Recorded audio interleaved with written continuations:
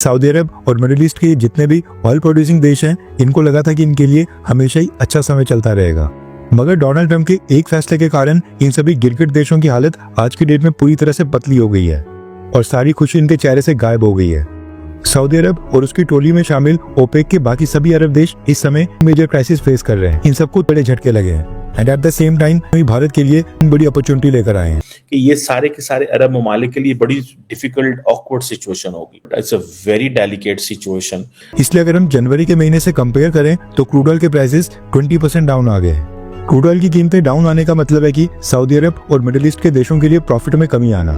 Profit margin कम होने से Saudi अरब को $100 बिलियन तक का नुकसान हो सकता है। और डोनाल्ड ट्रंप साहब जो हैं वो अपना असर वसूख कायम करना चाहते हैं। एक तरफ उन्होंने इकोनॉमिक वॉर शुरू कर दिए हैं, टैरिफ वॉर शुरू कर दिए हैं, दूसरी तरफ गजा में सिचुएशन दोबारा अनफोल्ड हो गई है, इधर मिडिल ईस्ट में भी चीजें अनफोल्ड हो रही हैं। तो मतलब there are so many Pandora box जो खुल गए हैं। भारत ने पिछले साल 2024 में अप्रोक्सीमेटली $130 बिलियन का क्रूड ऑयल इंपोर्ट किया था। इसका मतलब है कि अगर क्रूड ऑयल की कीमतों में 20% की कमी आ जाए तो सीधा सीधा $26 बिलियन की बचत। इंडिया के साथ हमारा मुकाबला ही नहीं है, ठीक है। उनके पास दुनिया का हर इन्वेस्टर है, ठीक है, हर बंदा उनके पास है। वो छोटे छोटे मुल्कों को भी साथ जोड़े हैं, बड़े मुल्क भी उनके साथ जुड़े हुए हैं। वो कोई गलत काम भी करे, सारे मुल्क उनकी सपोर्ट में खड़ा, हर मुल्क उनकी सपोर्ट में खड़ा है। हमारे पास जरदारी है, नवाज शरीफ है, इसके बाद भी हमें कोई इन्वेस्टमेंट की इनका चार्ट डालना है हमने, जरदारी का, नवाज शरीफ का। ये क्या करके दे रहे हैं हमें? वो क्या किया इन्होंने मुल्क के अंदर? ये अपना मुल्क नहीं संभाल सके, ये बाहर के साथ क्या ताल्लुकात बनाएंगे? तो आपने कभी सोचा था कि ये 6 अरब कंट्रीज जो तेल के ऊपर बैठ कर दुनिया जीतने की कोशिश कर रहे थे, जो उसका दिल में आता था जो मर्जी बोल देता था भारत के खिलाफ, आज हाथ जोड़ के खड़े हुए हैं, घुटनों पे आ गए हैं, क्योंकि इनकी अकल ठिकाने आ गई है दोस्तों। इनको ये समझ में आ गया है कि अब हमारा दिन पूरे हो गए हैं। देखिए दोस्तों, ट्रंप इनको जीने तो देगा नहीं, ये बात कन्फर्म है, क्योंकि ट्रंप ने कह दिया ड्रिल बेबी ड्रिल। अब ट्रंप खूब तेल निकालेगा और इनका तेल निकल जाएगा, समझ लेना। $120 बैरल के ऊपर तेल बेचते थे ये, भारत कहता था डिस्काउंट कर दो, तो ये करते नहीं थे।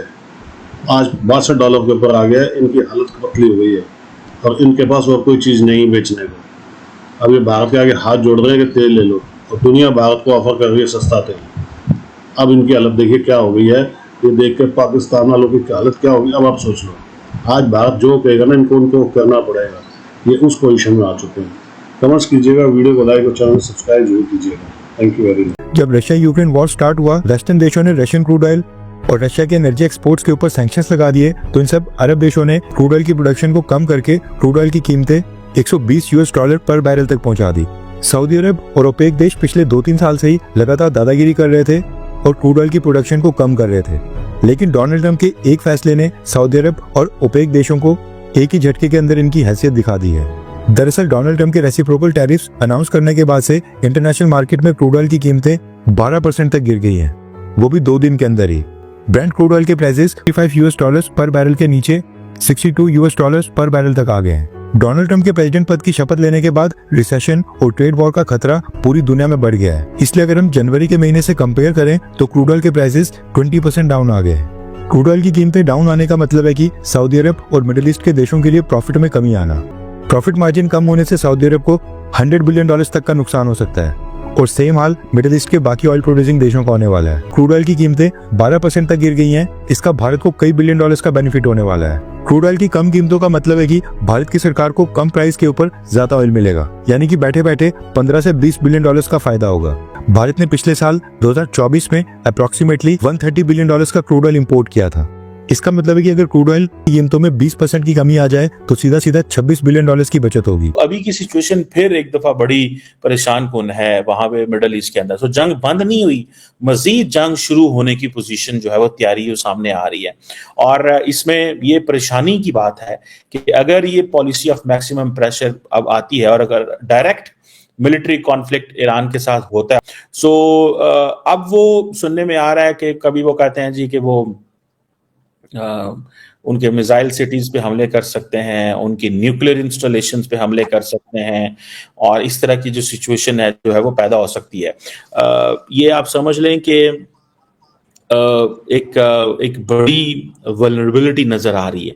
और इसी सिलसिले में सऊदी अरब के जो prime minister and crown prince Mohammed bin Salman ने ईरानी प्रेसिडेंट पज़ेश्कियान से बात की, और मुझे लग ये रहा है कि वो इसीलिए बात की कि किसी न किसी तरीके से कोई ना कोई सोल्यूशन निकल आए। और अगर जंग होती है तो याद रखें कि ये सारे के सारे अरब ममालिक के लिए बड़ी डिफिकल्ट ऑकवर्ड सिचुएशन होगी। It's a very delicate situation. American को कोई फिक्र नहीं इस चीज़ की कि दुनिया क्या कहेगी। दे आर, और डोनाल्ड ट्रंप साहब जो हैं वो अपना असरो रसूख कायम करना चाहते हैं। एक तरफ उन्होंने इकोनॉमिक वॉर शुरू कर दिए हैं, टैरिफ वॉर शुरू कर दिए हैं, दूसरी तरफ गजा में सिचुएशन दोबारा अनफोल्ड हो गई है, इधर मिडल ईस्ट में भी चीज़ें अनफोल्ड हो रही हैं। तो मतलब there so many Pandora box जो खुल गए हैं, और मेरा ख्याल है कि डोनाल्ड ट्रंप साहब हेजिटेट नहीं करेंगे। मुझे लगता है वो इस तरह हेजिटेट नहीं करेंगे, वो कहेंगे ये भी तारीख में लिखा जाएगा कि कौन से अमेरिकी सदर ने डायरेक्ट ईरान पे हमला किया। तो ये भी शायद वो कोई तारीख में बड़ा बड़ा चीज़ें करने का उनको शौक है, और मेरा ख्याल है ये वही है। सो ईरान जो है वो उसके पास कोई चॉइस नहीं है, कोई बात नहीं है, वो उनके पास कोई हाँ, उनको सऊदी अरब बचा सकता है कि नहीं बचा सकता, मुझे तो ये नजर आता है। The only country which can save Iran is Saudi Arabia, जो कि बड़ा अजीब लगता है। आपस में एक दूसरे के बड़े राइवल रहे हैं, सारा कुछ है। क्या वजह वो मुल्क वहाँ पे डिफॉल्ट हो गया था, आग लग गई पूरे के पूरे शहर को। वजीर आजम के घर पे है जो है दावा बोल दिए, इंडिया ने उनको लोन दिला दिए, उनकी इकोनॉमी खड़ी हो गई है ना। इंडिया जो है ना कैपिटलिज्म कंट्री है। कैपिटलिज्म वो होते हैं जो बिजनेस की सोच रखते हैं सारे, ठीक है, मुल्क के अंदर बिजनेस का जो उसको रजू करते हैं उसकी तरफ। तो इंडिया ने ये बिजनेस वाली सोच है उनकी, वो इन्वेस्ट कर रहे हैं, इसके बदले में उनको कुछ ना कुछ तो मिलेगा ना श्रीलंका से, ठीक है, जाहिर सी बात है। बिना कोई अगर कुछ कमीशन ना मिल रहा हो, ना कुछ फायदा हो रहा, तो कौन इन्वेस्ट करेगा, कौन करेगा? अगर चाइना यहाँ पर इन्वेस्टमेंट करता है तो वो यही देखता है इस प्रोजेक्ट से हमें इतना पैसा मिलने वाला है, तो वो इसी वजह से यहाँ पे इन्वेस्ट करते हैं। अच्छा, जैसे आपने कहा कि इन्होंने एक बात बोली कि अब इंडिया हमें अपना दुश्मन नहीं समझता। इंडिया समझे ना समझे, हम तो समझते हैं ना, तो हम उनको हराने के लिए क्या प्लान करें? कोई हंसे ना मेरी इस बात पर, हम क्या कर रहे हैं? इंडिया के साथ हमारा मुकाबले नहीं है, ठीक है। उनके पास दुनिया का हर इन्वेस्टर है, ठीक है, हर बंदा उनके पास है। वो छोटे छोटे मुल्कों को भी साथ जोड़े हैं, बड़े मुल्क भी उनके साथ जुड़े हुए हैं। वो कोई गलत काम भी करे, सारे मुल्क उनकी सपोर्ट में खड़ा, हर मुल्क उनकी सपोर्ट में खड़ा हमारे पास जरदारी है, नवाज शरीफ है, इसके बाद भी हमें कोई इन्वेस्टमेंट इनका चार डालना है हमने, जरदारी का, नवाज शरीफ का। ये क्या करके दे रहे हैं हमें? वो क्या किया इन्होंने मुल्क के अंदर? ये अपना मुल्क नहीं संभाल सके, ये बाहर के साथ क्या ताल्लुकात बनाएंगे? इस वक्त हमारे वो क्या कहते हैं खारजा पॉलिसी के, मोदी साहब जैसा कोई सियासतदान यहाँ पे नजर आ रहा है जो उस लेवल का डिप्लोमेट हो। मोदी साहब ने तो बहुत ज्यादा तरक्की की है। पहले उन्होंने आस्ता आस्ता इंडिया को तरक्की दी है, अब वो बाहर की तरफ कदम उठा रहे हैं, हर मुल्क के साथ ताल्लुकात बना रहे हैं। तो इंडिया को भी उन्होंने काफी डेवलप किया है, इंडिया को एक दुनिया की सबसे बहुत बड़ी मार्केट बना दिया है, ठीक है। हर इन्वेस्टर चाहता है, उनकी ख्वाहिश है कि वो इंडिया में जाके इन्वेस्ट करे, क्योंकि उनका पता फायदा होना है। इंडिया बहुत बड़ी मार्केट है, बिजली सस्ती, लेबर सस्ती, हर चीज सस्ती। आप क्या चाहते हैं? आपके प्राइम मिनिस्टर जो है उसे जो है वो अवार्ड दिया जाए श्रीलंका में? किस बात का अवार्ड दे, ये बताएं, क्या किया उन्होंने? मोदी को किस बात का अवार्ड मिल रहा है? आपको पता वर्ल्ड वाइड क्या अप्रोच है भारत की? क्या अप्रोच है भारत डायरेक्ट ईरान से पेट्रोल ले रहा है, आपको पता है?